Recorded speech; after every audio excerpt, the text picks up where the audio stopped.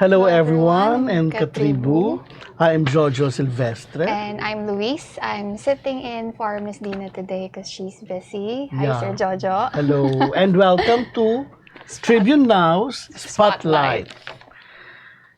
It's not easy introducing our guest today because she has such wonderful credentials which contain a lot of highlights, whether in social development work, her artistic talent, her own excellent education, or her writing career. But she's best known for being the founder and chairperson of MoveEd, which is an educational foundation. And once upon a time, she was the youth ambassador.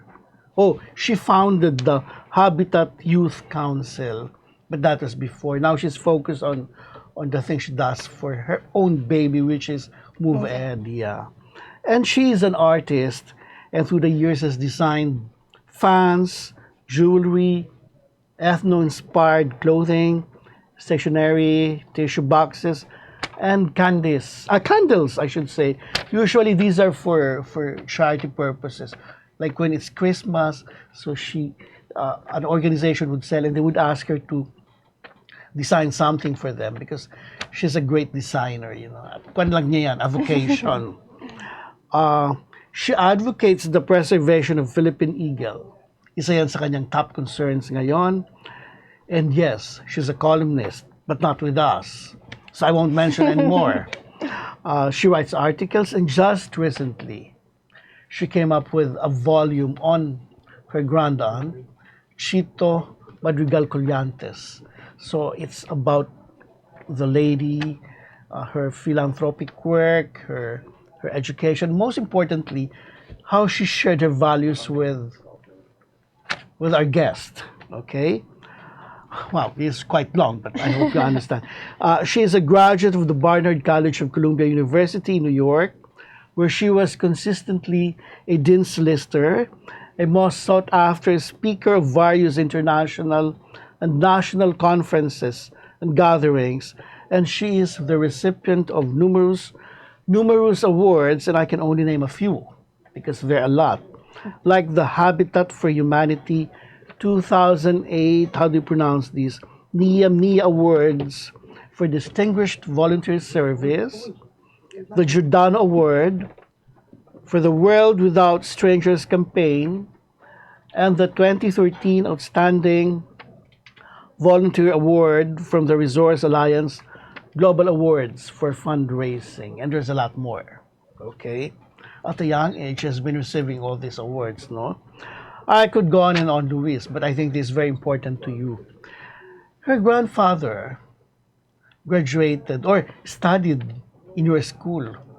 Colegio de San Juan de Letran, Yes, sir. yes. And among his classmates were Manuel L. Quezon and Sergio Osmeña, Jr. two presidents, senior. So may I present you the granddaughter of Don Vicente Madrigal, if I may put it that way. Although she's a personality in her own right. May I present to you Miss Alexandra Amanda Madrigal Eduque, or Alex. Hi, Alex. Hello po, Hi, Miss Alex. Yeah. Thank you po for agreeing to join us this afternoon. Oh, no. Thank you for having me. This is a very special show, sir, because Yeah, it it is. kickstarts our celebration for the Women's Month. Yeah, and our guest is guest. very special, as you can see. So, Alex, how have you been during the pandemic? Have you been planting? Have you been cooking? What have you been doing? I've been good. I think the pandemic was a great time for us to take a step back from, our very busy lives, to relish in slow living, to really reevaluate what our priorities are. It was also a great time. It was a great slowdown for me because I got married actually Yes. during the pandemic. So it really allowed me to adjust, to settle into like the new chapter. But also, it really gave me time to reevaluate who and what matters. And really, it gave me time to write this book that actually I've been Yeah. putting off. So again, I always say, we just have to seek the silver lining or we go crazy. So it's all just part of God's greater plan. And so here we are today. Yeah, yeah. You know why she's successful? Well, among many reasons, but one I think is because she's very well educated. She went to the international school and then she went to Barnard College. That's an aspect of her life that I'm interested in. Tell us about your years in New York and what course did you take? And then how was life there? Was it easy for you? Did you have to do things by yourself and all that? Well, I think, first of all, I think to give credit where credit is due, no? My education, that I owe it all to my parents. New York was always a dream. Tita Chito's actually still alive. And when I was looking for colleges at the start, I fell in love with Columbia. I just had this relationship with New York City that I couldn't describe, the invigorating energy. And I knew that I wanted to live there one day. And sadly, she didn't live to see the day anymore that I was accepted into Barnard. But Yeah. I believe that she did have a huge part to do with it from up there, knowing that it was always my dream. Yeah. New York really shaped me. I think those 4 years, had I stayed home or had I gone elsewhere, would have been very different. New York as a city is unique in the sense that I think I gained most of my education not necessarily within the confines of my campus, Okay. but New York as a city in itself is, a laboratory to discover yourself. It really it toughened me up. It showed me the independence I didn't think I was capable of prior to those 4 years. Don't get me wrong, there were many sleepless nights, many tears were also shed. I mean, there's homesickness and everything. But at the end of the day, I sound so Lola here, but that Frank Sinatra song really resonates. New York, New York, it's up to you. Oh. New York, New York, it's really what you make of it. And I think if I were to sum up my college years, it taught me a lot about life. It was the proper parang stepping stone to reality where at the end of the day, you're accountable for your decisions and it's what you make of it. You stayed inside the campus?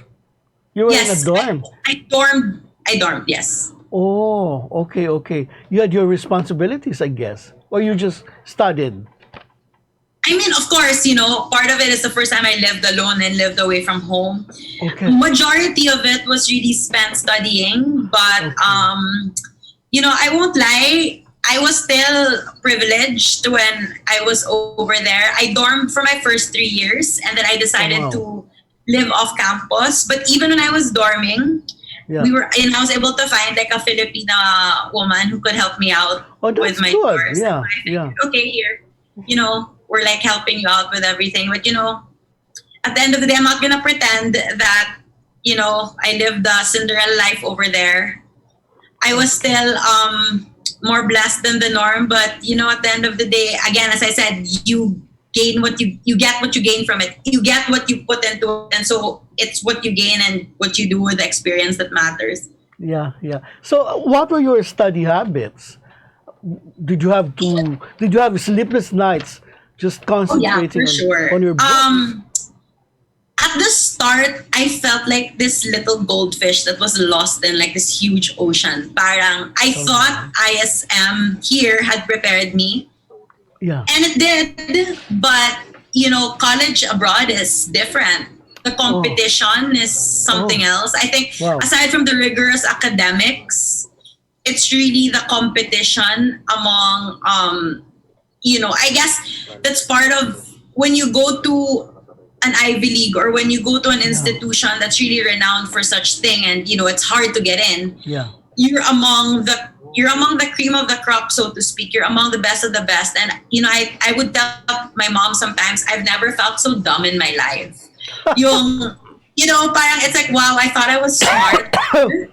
But it was really such a humbling experience. You think you know things, but when you talk to someone, all of a sudden you gain so much more perspective and the little that you know actually has no merit. In other words, wala kang binatbat. So parang really, my 4 years there taught me that you gain the most wisdom actually in humility, and there's really something that you can learn from anyone and everyone, whether or not you realize it at the time. Yeah. So yeah, it was very humbling. What did you take up? I was an urban studies major, Oh. and I double majored actually in urban studies and political science, and I took minor units in educational psychology. And I think that sums up MOVED right there. Yes. So, Miss Alex, you said that you spent most of your time there studying. So, outside of your academic work, what did you do? Like any extracurricular activities?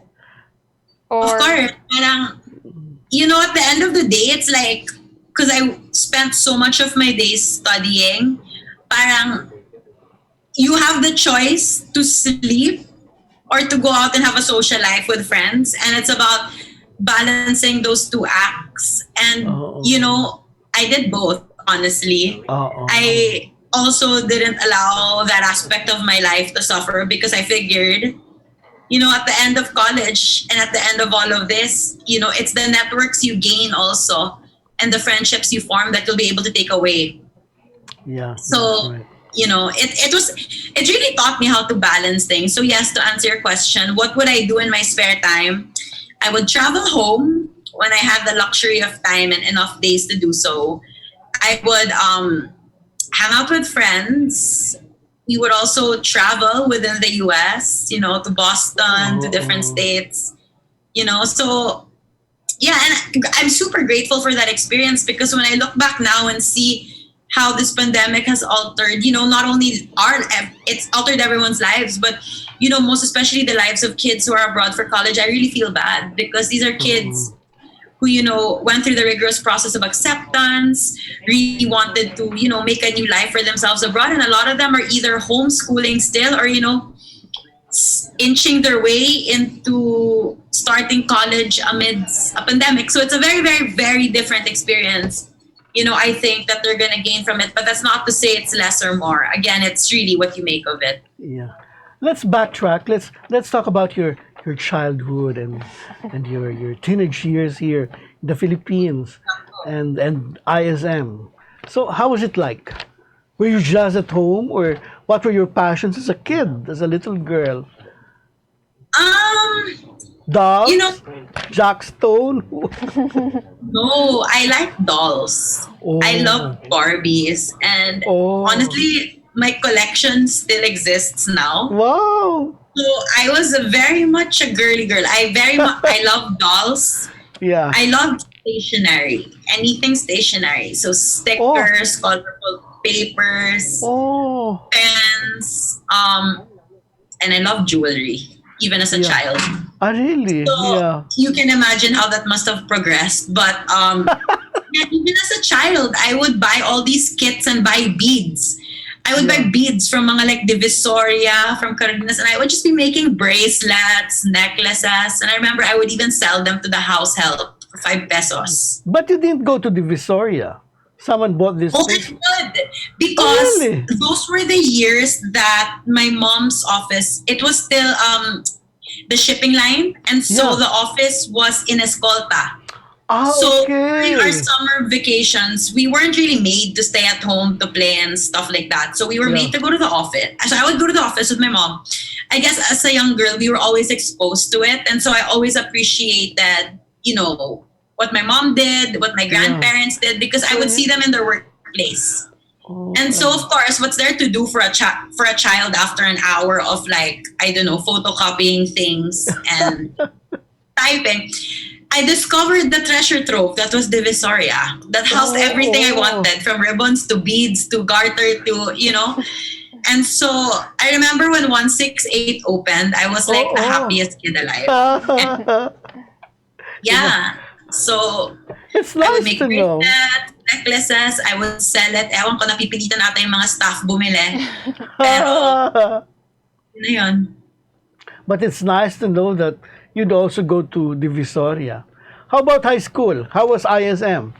I suppose you had a shift in your choices, in your Interests. High school, I think in general, is a very transformative experience for anyone, regardless of where you go. Yeah. In ISM, I think a lot of the friends that I have now were friends that I made during those years. I Ah, tended okay. to gravitate. I was lucky to be immersed in such a multicultural Yeah. environment since I was a child. I think it really opened my eyes in terms of diversity and Yes, yes. the cosmopolitan world that we really live in. But I Yeah. tended to gravitate towards the Filipinos, and most of my friends, even the ones until now, were the Pinoys. And I think, looking back, even if we try to be, experimental in terms of friend groups, we try to meet different people, you will always gravitate toward those who share the same values as you, and Yeah. those Yeah. who, I suppose, resonate with the way you were raised.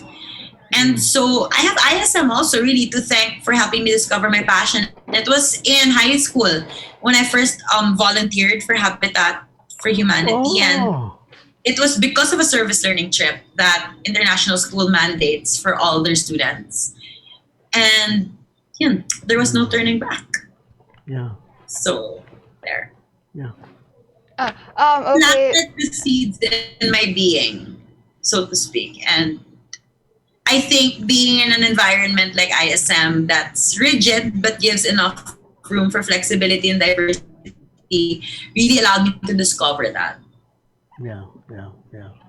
So, Miss Alex, before we could proceed any further, let's talk about Don Vicente Madrigal.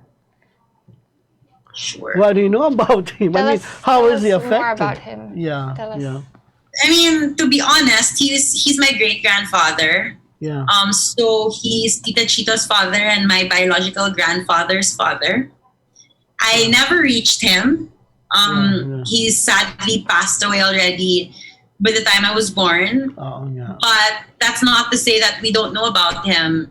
Our grandparents made sure that his legacy continued on to our generation. And so, what can I say about him that's not been said in biographies and everything? You know, everything that we have right now and who we all are is because of him. So, Yeah. it's really everything we owe it to him. And he was a brilliant man. Yeah. How do you think he would have lived and approached business as his life's work Today. today? I think at the time, there's a reason he was, correct me if I'm wrong with my facts, but I know that he was at some point, like, he's like Asia's first billionaire or something like that. Yes. I just read that in a book, so Yeah. Yeah. correct me if I'm wrong, but I think there's a reason he got to where he was, and I think his brilliance were just all there. And so, at the end of the day, I always like engaging in conversations with people who are, top of their field, and, people who really, more than anything, are hard workers, because I'm always interested in discovering and determining what's the drive behind that appetite for success, more than like what do you do on a daily basis or how do you achieve this. It's really what keeps you going. And I'm sure for him, seeing how tightly knit my family is to this very day, I think his driving force really was his family, and that's something we wish to uphold and continue, in a legacy of his that we wish to continue on for generations to come. I once had breakfast with your Tita Ising, no? And they were telling me that he was even richer than Aristotle Onassis. Your great grandfather was even richer than this Greek, ship line owners. And there was this movie director, the one who did Shogun. He wanted to film the story of Don Vicente. Did you hear about that? No, I did not hear about that actually. I'm learning new things this afternoon. Okay, okay. Anyway, we're going to talk about something very, very special. And a lot of people would like to know more about this. We're going to talk about the Madrigal women. from the grandaunt to the mother and the rest of the Madrigal women. But before we ask Alex, let's pause for a break. Iba ng panahon, ang dami ng bago ngayon. Pati ang mundo natin, well, nagbago na rin. Buti ang bayan, bigger, better na. You can buy it sa centers, pati sa mga partners may online pa at app. You can buy it with your fingers, still don't remittance and more. Online shopping, you can buy it all. Di magpadala, you can buy it all. Anong pera transaction, you can buy it all. Sabayan ang pagbabago ng mundo for all your pera transactions, all new Bayan.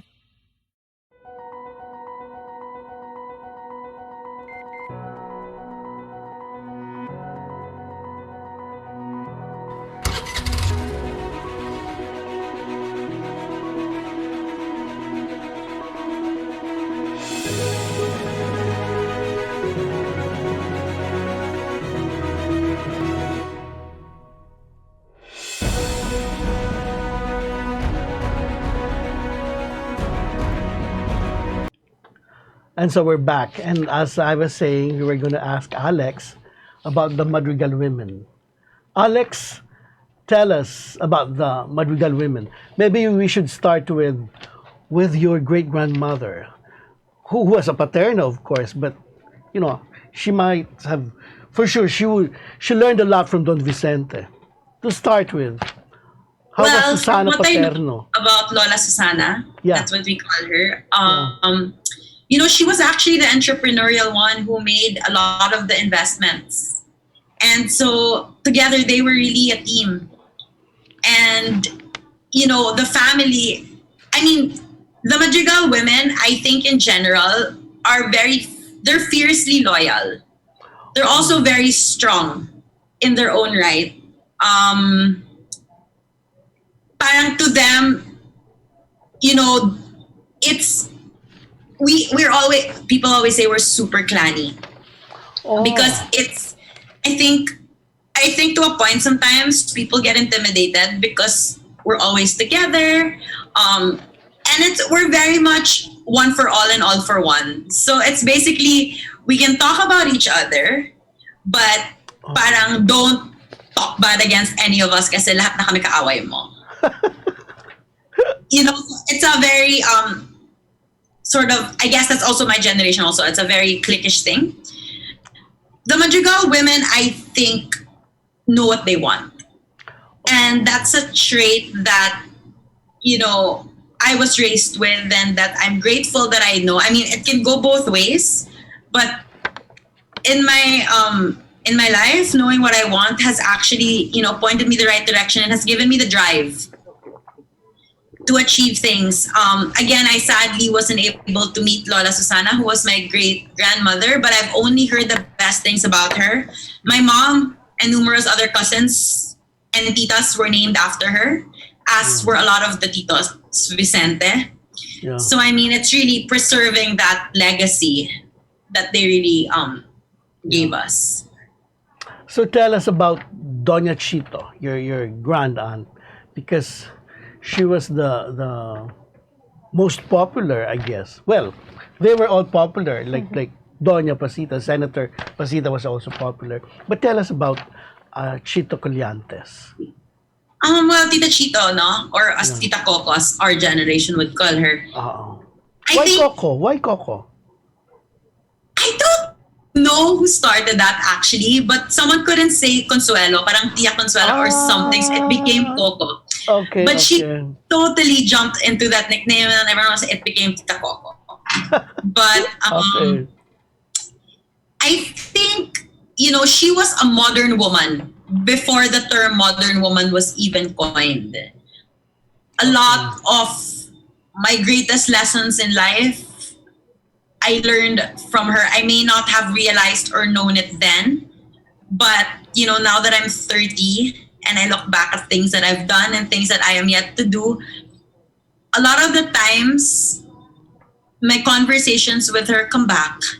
You know, it resonates. And now, you know, as a young child or like as a teenager, when I would visit, see, she's a person who I visited every single day from the day I was born until she died. Okay. So, you know, there was really that bond. And so at that time, and she never talked to me like I was a child. I think I mentioned this in my in the small essay or memoir that I wrote. She'd always talk to me like an adult, or like I did, like she felt I deserved to be talked to. So even in very like tough situations, so to speak, if my mom would protect me from the truth, or my mom would kind of shield it, sugarcoat the truth so it's not as brutal or as harsh, and I'm sure she was aware of that, she would tell me as it is. Oh, So wow. parang it would also give me a different perspective, and it would allow me to, okay, this is why it's happening, and this is why I need to do this, or this is why things need to go a certain way. A lot of people, like to this day, a lot of my closest friends are actually like, a bit older than me. And I've always been so at home with hanging out with titos and titas. I think even more so than a younger crowd. And I think that a lot of that has to do with the fact that I was so with her and so exposed to her, and I would even, be dragged to luncheons with her. And so I was always exposed to an older crowd. And I think a lot of times people are like, I'm an old soul, or you don't sound like you're 30, or when I was younger, you don't sound like you're just that age. I think a lot of that I attribute to the fact that, I was with an older crowd and I was with her, and the way she talked to me was never always really, I don't know if it was age appropriate at the time, but it definitely helped me become the person that I am now. There was never any shielding to the truth. And, things that may have been important for my own mother Yes. was not, let's say, it would still be important to her, but she would always have a different curveball or a different take to it. So, for example, and I mentioned this also in what I wrote, report card days would always be, okay, here are my grades, and each of the comments would be read out loud to me like I've never heard it or I've never read it before. And parang at the end of the day, it's not enough to her that my lowest grade is an A minus. Or it's not enough to her that my PE grade actually was a massive improvement. So parang, even if all of that is line of nines, and then I have like a B in PE, it'll always be, why is your PE grade like that? At the end of the day, parang, she was an athlete eh. So she really valued health and wellness. Or one time, I was so proud because parang it was straight A's, which I really worked hard for. Pero yung napuna sa report card ko, yung nag-iisang tardy. So it was really, why were you tardy on this day? Do you know in the real world, no one cares if you get all A's, but they will always remember if you made them wait a minute. But it's true.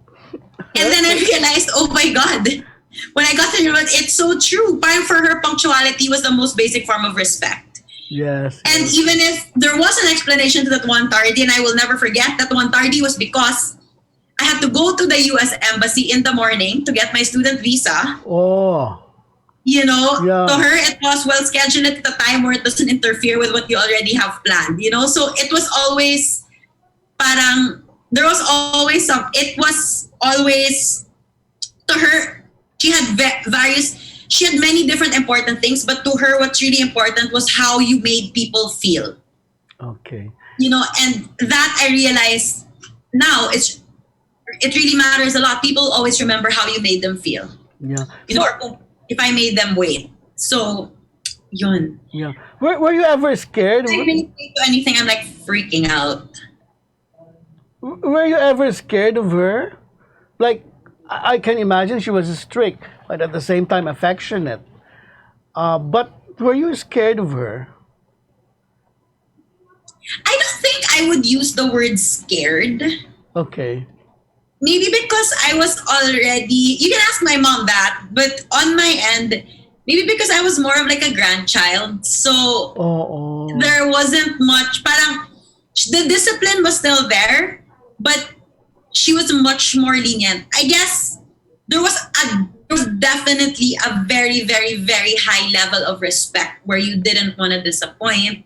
Okay. But I wouldn't say scared. If anything, I always felt safe in her presence, I felt safe around her, and it was always, I felt protected. Yeah, that's right. So it was easy for you to write this book, no? Like,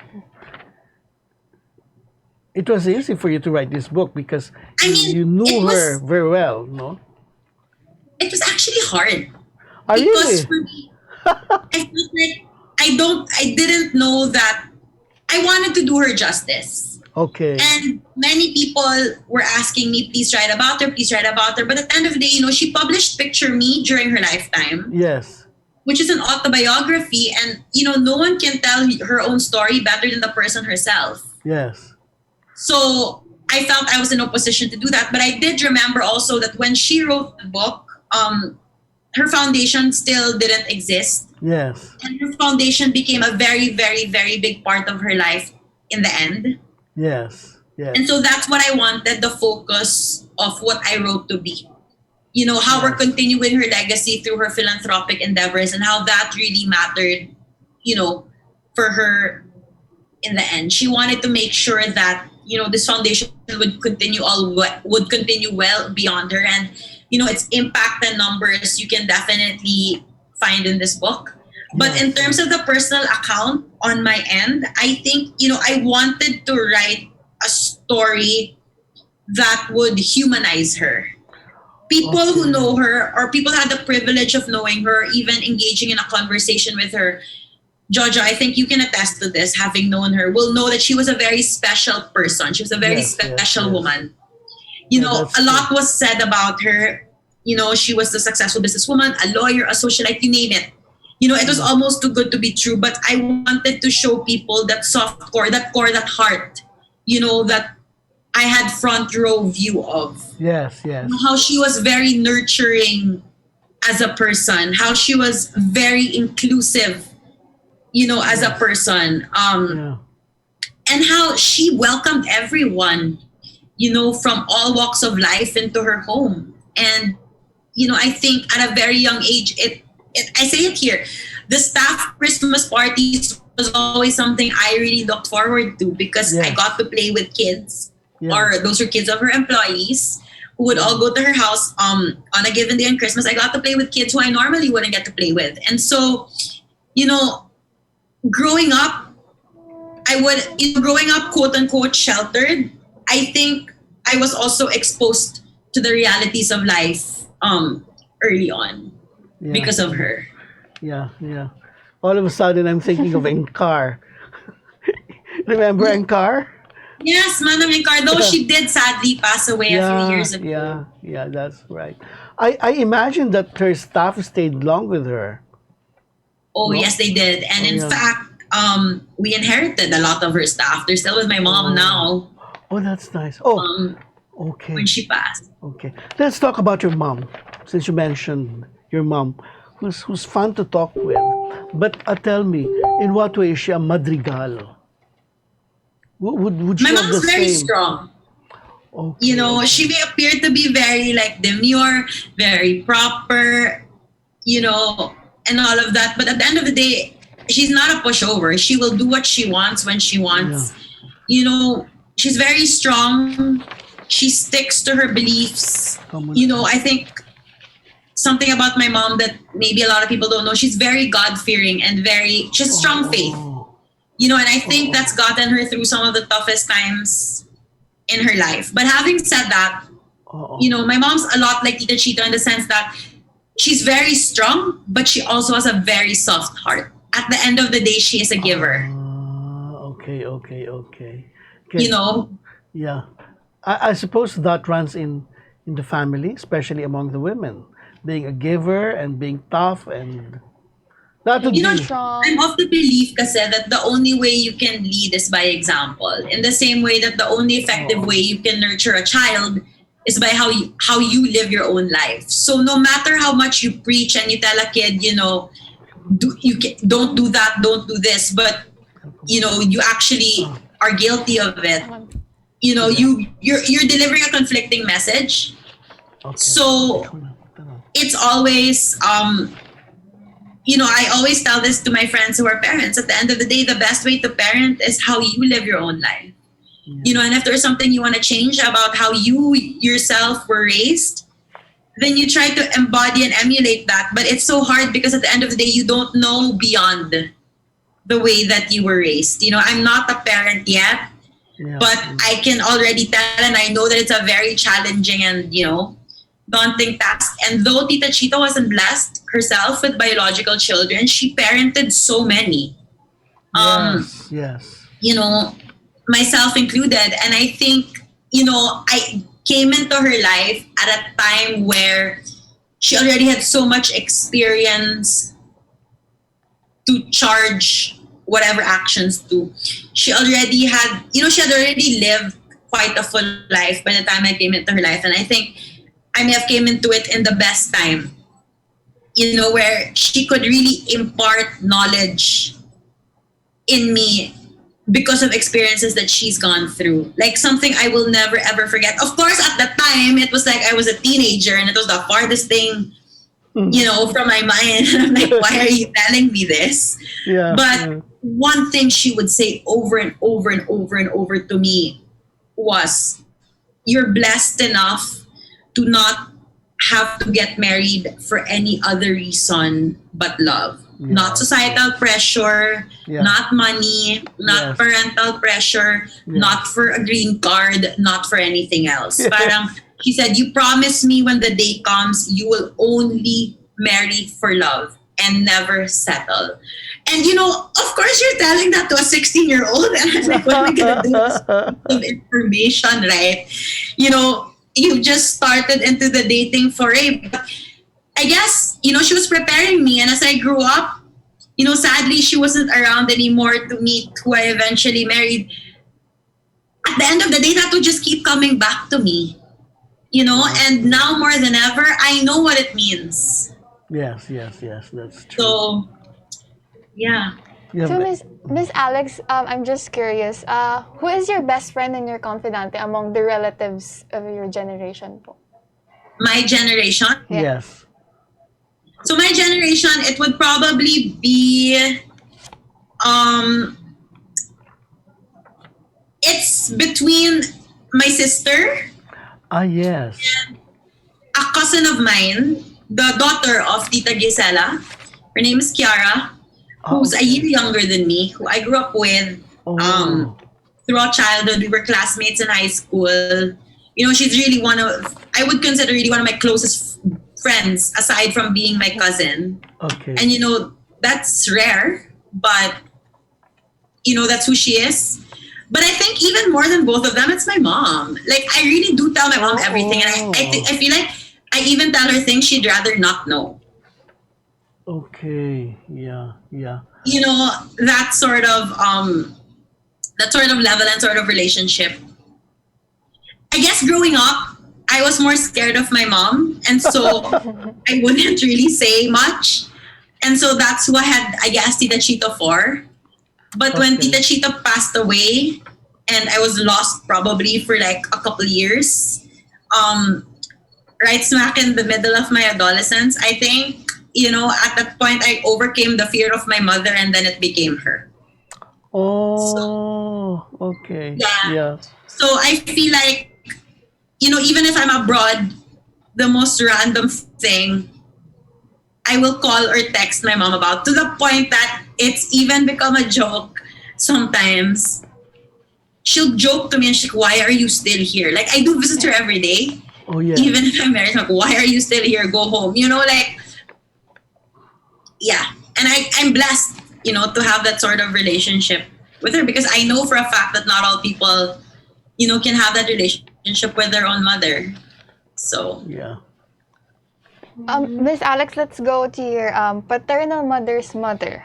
You descend from a hero, Jose Abad Santos, who refused to cooperate with the Japanese invaders. Are you aware? Did you have an awareness of that side of the family? I mean, growing up, I always knew that he was the person in the 1,000 peso bill. Yes. To be honest, I would hear a lot about him, of course, from my maternal grandmother. And yeah, I would hear stories about him, but I didn't realize like the significance of his efforts until after I watched Honor, which was a documentary made about him a few years back, which I'm glad that people made. So yes, I am very much aware. I just sadly don't know much, and I should know more. Yeah, yeah. Given her the families that she comes from, you can really see a woman who's committed to sharing with others, which brings us to Move Ed. Tell us about your baby, Move Ed. How do you pronounce it? Move Ed? So actually, it's short. It's an abbreviation for molding optimisms and values through education. Okay, tell us about this. It's an early chat. We advocate for, our mission is actually to bring early childhood care and development programs to underserved communities around the Philippines, and more importantly, to educate them on the importance of early childhood education. A lot of times in the poorer areas, people don't realize that at 3 years old, children need to already be educated because those are very formative years. And I think, more than just delivering the educational program to them, it's also educating their parents on the importance of reinforcing these values at home and really, investing time and resources to them at that age, because a lot of the times what they feel at that age is what resonates with them when they're older, and is a lot to do with the person that they eventually become or the path that they choose. And these are proven by studies, abroad. And so I started Move Ed as an offshoot of my undergraduate thesis. At the time, I needed to merge urban studies, I needed to merge urban development, political science, and educational psychology. And I needed to find a need in a developing country that needed to be addressed. That was the premise of our thesis. And of course, I was going to devote 250 hours into something. It might as well have an impact, on the country that gave me so much, on the country, of who I am. And so that was the time. The president then was President Aquino, and the Early Childhood Care and Development Act was just passed in the Senate. I believe that was authored by Senator Escudero. And so with the passage of that bill and with the passage of the K-12 Act, which made kindergarten now the mandatory first level of education, there was a drastic need for preschool education. And so that was a need that I identified. And, I had enough knowledge, but, we still learn every day on the importance of this to create a program. And so I took advantage of the resources Barnard and Columbia had then to, create a program. And the rest is history. And here we are. Yeah. Oh, okay. Let's talk about you being a writer and an artist po. What were your early exposures to art, Miss Alex? To the art? To the arts. I'm uncomfortable actually calling myself an artist just because I've never really had formal training, and I have so much respect for those who have. So parang I just say whatever, I just dabble on the side, I like to doodle and all of that. But having said that, I'm so humbled that people recognize what I'm able to produce as art. But I think I've been exposed to art ever since I was a child. Simply in the halls of Tita Chito's house at the time, it was home to some of the best artwork, Yes. And just seeing all of that and, again, being privileged enough to have been able to travel at a young age and be exposed to a lot of, beautiful things, I think that honed my eye at an early age to really, to give me an idea of what I like to look at, what's aesthetically pleasing and what's not. Combining colors and, all of that. So, yeah, I consider that actually my exposure to art. I was never actually the kid, that's more my sister, who relished in afternoons in the museum and all of that. In fact, I would actually find that boring as a child. It's my sister who's really art history and all of that. So I think my exposure to art, so to speak, was very much brought about by everyday life. Do you have what inspires you today po? To produce. Sorry? To produce your creations? What inspires you? Many things, again, everyday things, everyday objects. During the pandemic, when I had to create something, during the pandemic, we still had to keep things going. And when I had to create things, I sought inspiration in everyday objects, from my dad's shell collection to to mom's tortoise, or the lotus flower growing in the garden. It doesn't literally have to be the flower, it could be the color. So, it was, I guess I'm sensory in that sense, the type that I will take everything around me, and then I will find the inspiration in that. I think that's something also I've really learned from my mom, especially when she went through a cancer ordeal in 2014. Normally when you're told you have cancer or something like that, you're devastated. I was crying and she was okay. I guess she had to be okay. And for all of us. But what I realized is she copes with hard times, choosing to seek the silver lining. She always tries to find the good in every situation. And I realized also when I started making an effort to do that it's very good for your sanity. And it actually will bring you inspiration even at a very bleak moment. It teaches you that quite literally, even when the world is shutting down during lockdown, you will still find light from a window somewhere. Yeah. And, I think that's what got me through quarantine and all the change of plans that had to happen, during those times. At the end of the day, we're but the beings and the small creation of God's greater plan, and we roll with it. Yeah. The truth of the saying, you may be busy making other plans, but there's always a greater plan. And I really, nothing has showed me that more explicit than 2020 has. I agree.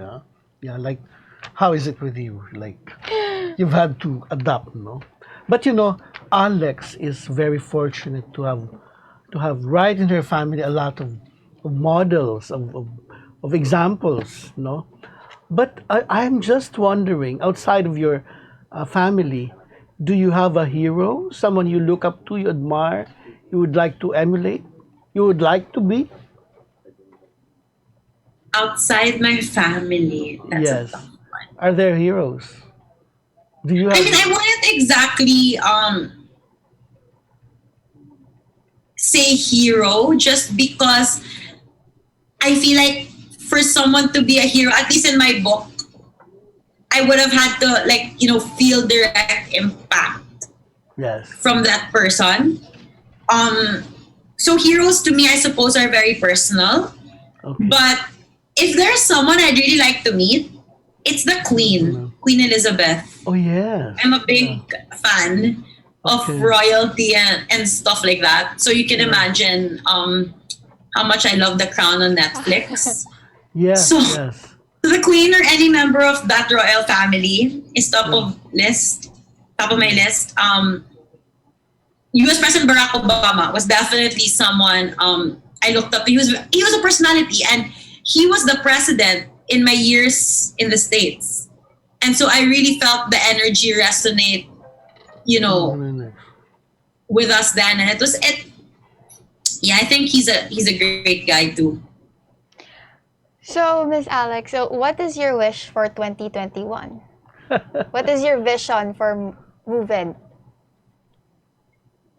For 2021, well, for Moved, I think I pray that we continue to find the support and the funding to keep on going, especially since we've had to switch to a modular program given the whole situation and the inability to do physical classes. So, I just wish that we continue to be able to give that support to our communities that we're serving who need that. but I think my wish for 2021 is for people to continue to bring along with them in their everyday lives the small pockets of learnings and lessons they gathered from 2020. Whatever realizations those are, whatever we gained from taking that big pause in life when literally we were made to stay at home. I think those learnings will actually bring us far. I'm really of the belief that things always happen for a reason, and I believe there is a reason that we all had to go through that big pause. Because while we still do live now in the midst of a pandemic, life is slowly picking up and returning more to the normal. It will never, I believe, be the old normal that we once knew, but the pace is definitely picking up, and it's not the slow pace that March last year, gave us. So may we never forget those learnings, and may we never forget the time that we were all made to stay home, and the quality time that gave us, whether that be for ourselves, with our families, with our loved ones, because I think we will never forget where we were, Yeah. on that day. And may we also never forget the people who were there during a time so confusing. With technology now, there's no reason really for people to really desert. And may we remember the way that people made us feel during a time that none of us could have predicted. Yeah, yeah. That's a It's very really a good good message thing, yeah. for yeah, yeah. But Alex, no. So we're winding up. We're ending the show, but that was a good message. But still, we'd like to ask you for a few more words to address, especially to address to our young people. Something inspirational or any good word, because a lot of them look up to you as an example. Oh my gosh. I think, I just want to let all of you know that no matter what you're going through, always remember that there is someone out there going through worse who would rather be in your shoes. I know that, especially again, as I mentioned, for the high school and college students who should be having their time of their lives now, Yeah. it mustn't be easy to have to be stuck in the midst of a pandemic, going through, a very transformational time in your life. But know that no other people will have this experience to talk about in the same life that you do. So, make the most out of it and bring from it what you possibly can. So it's something that you can learn from and teach others for in the future. Also, I think, just basically, it sounds so cliche, but follow your dreams, work in the direction of your dreams, and despite what stumble blocks and stones you may come across, don't let anyone shoot you down. You may have to take detours on the way, but at the end of the day, if you're meant for something, you will get it. I believe, no matter what religion you are, what ethnicity you're from, keep the faith, always hold on to faith, and, you know, be kind to everyone. There is no price to kindness. Do one good deed a day. And, I think we need more kindness in this world.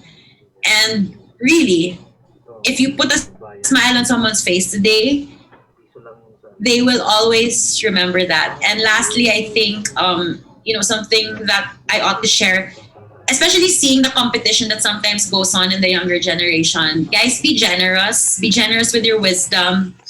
Be generous with your knowledge. At the end of the day, there's nothing you will lose from sharing what you already know. But there's everything to gain in teaching someone something that can potentially change their lives.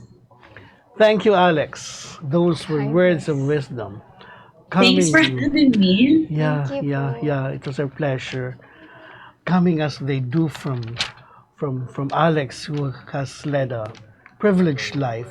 You would see that she looks beyond her comfort zone, no, and tries to be of help to others and tries to promote her own values so that others may also be a better person and live in a better world. With that, we say thank you to Alex again.